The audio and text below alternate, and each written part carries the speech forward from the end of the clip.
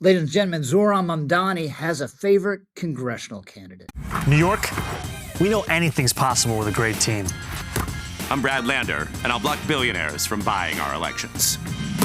I'm Maria Elisa Avila Chevalier, and I'll defend New York by abolishing ICE. I'm Rich Lowry of National Review, and the New York City mayor has endorsed Chevalier in New York's 13th congressional district in a primary against the sitting Democratic incumbent. She represents the rising, rancid radicalism in the Democratic Party, fervently anti-Zionist because she associates Israel with the West, which she opposes, literally opposed to borders, to policing, to incarceration. So if you want a sign, a symbol of how one of the two major parties in the United States of America is losing its mind, look no further than her. She has scattered across the landscape. This is true of Mamdani, of course, a bunch of ex-posts, social media posts that are totally indefensible. She was asked about some of them not too long ago. Check this out. Sorry, Lisa, can you respond to past comments that you said the U.S. was a disgrace, and you also you said the U.S. bullied Russia? Politico reported that this morning. Would you like to clarify those comments? I'm not sure what the context of those comments was coming from. Your tweets from 2022? I do not remember what the context of those tweets in 2022 were. Yes, it's the old, I don't know the context of my old social media post defense. I mean, it's one thing to say you haven't read someone else's social media post and you don't know their context. It's quite another to say them about your own. And of course, the reflex of a normal American would be to say, of course, America isn't a disgrace. I don't know why I said that. That was terrible. That's not her reflex. In fact, she thinks America is almost as bad as Israel. And I've seen a lot of similarities, not just in the way things are done, but also in the very institutions that are enacting that violence. The tear gas that was being dropped on Palestinians in Gaza in 2014 was the same tear gas that was being dropped on black protesters in Ferguson in 2014. And that memory, that summer for me, was incredibly formative because it showed me that connection is not only one that is like, but it is the very same system. Now, she said that in a primary debate. She was referring to a trip she took to the Palestinian Authority. But clearly the worldview here is that both the U.S. and Israel are the same. They're both basically based on white colonial settlerist systems that oppress brown and black people. So, of course, she was at a pro-Hamas rally after October 7th. Here, by the way, is a report from that event. At a Sunday afternoon rally at New York's Times Square, hundreds cheered as the speaker celebrated the previous day's attacks on Israel. Quote, "Our heroic resistance continues to prove we'll never sit idly while our people are colonized, brutalized, and ethnically cleansed. We uphold the right of our people to resist colonialism and imperialism and to return to our land by any means necessary." And of course, she was part of the pro-Hamas unrest at Columbia University a couple years ago. And of course, by the way, there's no way she's going to root for the USA in the World Cup. Here's another interview. World Cup is here. The first match this weekend at MetLife Stadium taking place in New Jersey, even though some people say it is technically New York. But what do you think will win it all? Who are you rooting for? I like Mexico. Mexico, there you go. I'm rooting for Senegal. Senegal, okay. Now, that was a clip with the incumbent Democrat she's running against. He's not rooting for the U.S. either, but I guess this is New York City Democratic politics. Now, if you really want to know where the left is on immigration, she is at least refreshing and being totally candid about it. Check this out. I want to still ask about two tweets specifically because I think they are relevant to the race. The first is all deportation is wrong. Now, in Congress, obviously, that comes with a lot of questions about immigration enforcement. And even as Democrats might agree with calls that you have shared to things like abolish ICE, I don't know if they're necessarily there on things like all deportation is wrong. Is that something you still believe? That phrase, yes. I still believe that all deportations are wrong. And even if we're talking about illegal entry to the country or someone who may have committed a crime?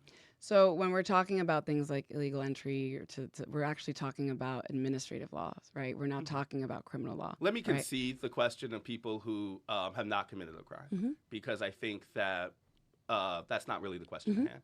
Like, if we're saying all deportation is wrong, though, that would seem to also include people who were convicted of breaking U.S. criminal law. Is the deportation of those people wrong? Yes, and the reason I say that is because we have a criminal system. It is imperfect, but it exists. And it is one that if we accept as the process by which we want to engage with these issues, right, the issues of harm, issues of criminality, or what have you, then we need to make sure that it is one that isn't also discriminatory on the basis of where people were born, right? To subject someone who has committed a crime to both a criminal system and then additionally to an immigration system that also detains them in the very same facilities that people who are convicted of criminal convictions are also held, right? And then deported and ripped away from everything they know and love, that is also punishment. And that is punishment not on the basis of the crime they committed, because they already served their time when they were processed through the criminal system. Punishment. It is double punishment. And if we truly believe that double jeopardy is something that is unconstitutional, something that is unethical, something that is against the principles of equality in this country, we cannot subject people to that on the basis of where they were born. Now, people sometimes wonder why Joe Biden had a de facto open border during his 4 years in office. It's because he was pandering to groups led by people who think like that. And to a significant extent, his own administration was staffed by people who think like that. So let's unpack this. She basically says it's discriminatory to deport someone based solely on what country they're from. But that's not the relevant fact, right? The central fact is whether they're here legally or not. That's the crux of the matter. If you're here illegally, it doesn't matter what country you come from, you're here legally and you can stay for as long as your visa doesn't expire, or stay longer, right? Maybe you get a green card, eventually become a citizen. Doesn't matter where you're from. By the same token, though, if you're an illegal immigrant, and I'm sure she would never use that term in a million years, it also doesn't matter where you're from. You are an illegal immigrant. So this is not discriminatory, as she says, based on where you're from. It's making distinctions based on your legal status. So that shouldn't be hard to understand. Now, she's not just admirably candid, she's admirably consistent, right, in her own terms, because she applies her no deportation rule to criminals as well. To be clear, by the way, people who come and work here illegally, they're breaking all sorts of laws. But what we're talking about here is people who've committed crimes that aren't directly immigration related. And she says they should stay because it would be a form of double jeopardy for them to be made to leave, right? Another charge based on the same crime. No, that's not what we're talking about at all. The deportation is not a criminal proceeding. And she says people who are going to be deported are going to be held in the same place as criminals. No, they're going to be held in immigration detention facilities. There may be criminals in those facilities, but by and large, the people being held there have just committed immigration-related crimes and come to the United States and gotten final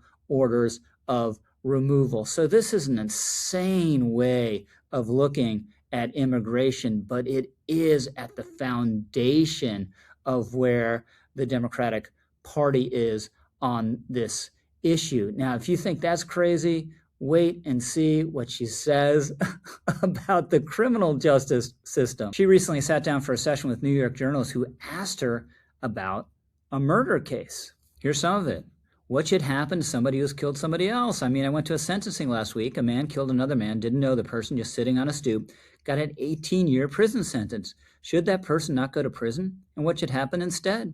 So, she replies, for prison abolitionists, I think a lot of folks misunderstand what the vision of the world actually is. There's one that actually centers this question of harm. At the heart of what we're asking is, what? Why is it that there is so much harm in our society? Another journalist follows up, but what would you do to the murderer, though? And so I'm trying to answer the question, which is that what we do is that we then put people behind bars in incredibly traumatizing conditions. Doesn't answer. Another follow-up, but did we answer what happens to the murderer? Do you not incarcerate the murderer?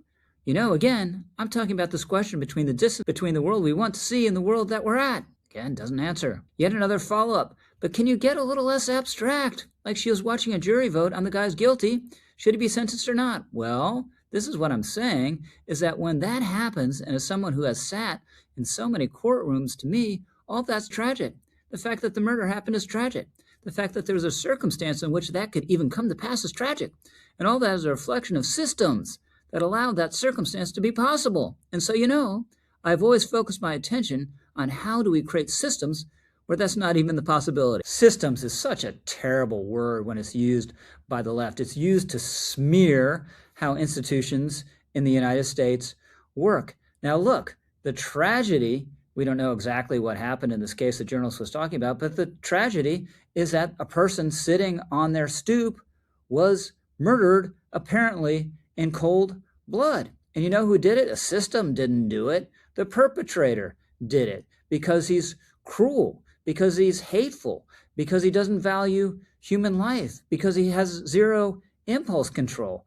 Maybe all of the above. We don't know, but society can directly address this tragedy and keep future ones from happening, potentially, because criminals like this, they very often perpetrate the same kind of crimes over and over again by putting the person behind bars. And maybe the person had a bad upbringing. Maybe the person was dealing with other difficult circumstances. That does not excuse taking someone else's life. This is so elemental, but her sympathy at the end of the day is with the murderer, in large part, because she thinks the United States itself is corrupt. And this goes back to her pro-Hamas views. Here she is talking more about systems. Context here again is her trip to the Palestinian territories. I came back and I couldn't unsee all those things that she'd seen there. And I started seeing them in our own systems, right? Our systems of policing, of deportation, of the controlling of our movement. Now, look, maybe she doesn't win the primary. There are Democratic groups that aren't on board her candidacy for very telling reasons. This is from a liberal New York political club that met with her. They usually support the younger, more progressive candidate, but couldn't do it here. And as they explain, she refused to condemn Hamas or anything about it. It's October 7th and hundreds of other murderous assaults on Israeli people. It's execution of its own political dissidents. It's theocratic view of government and what a society is. It's misogyny.